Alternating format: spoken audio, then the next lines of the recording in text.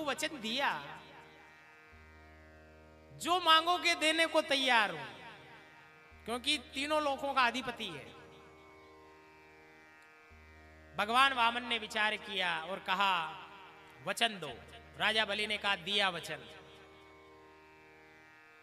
भगवान वामन कहते हैं कि हे राजा बलि सुनो, हमें 3 पग भूमि चाहिए।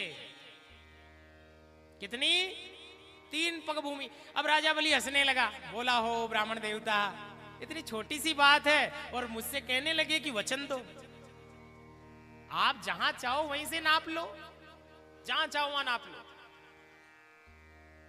भगवान वामन विचार करने लगे, क्योंकि राजा बलि अभी वामन भगवान को कोई साधारण समझ रहा है कि ये साधारण व्यक्ति है कोई।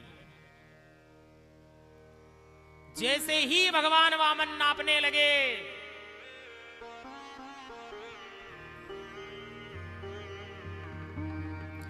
विचार करने लगे कि ब्राह्मण हमेशा संतोषी होते हैं भाई।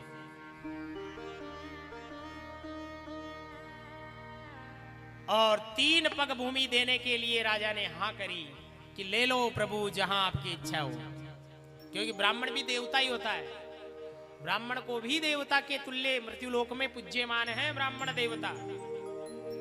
इसलिए बोले हे ब्राह्मण देवता, जहां आपकी इच्छा हो वहां से आप 3 पद भूमि ले लीजिए। पहला चरण रखा भगवान ने। पहले चरण में देखो अतल, वितल, सुतल, तलातल, रसातल और पाताल, ये पहले ही चरण में ले लिया। दूसरा चरण रखा भगवान ने। दूसरे चरण में भगवान ने लिया भू, भुव, स्व, मह, जन, तप, सत्यम, ये दूसरे चरण में।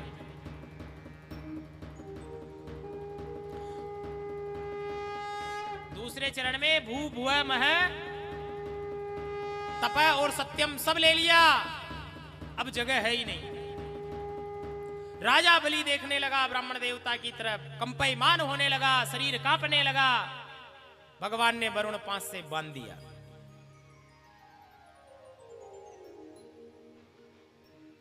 वरुण पांच से बांध लिया और कहने लगे भगवान की हे बलि बता, अब तीसरा पग कहां रखूं?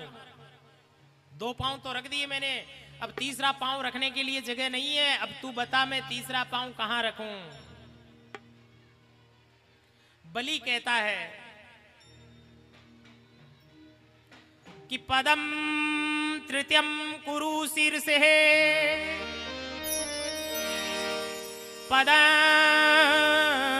तृतीयम कुरुम शीर्षे मे निजं गतः। कि हे प्रभु,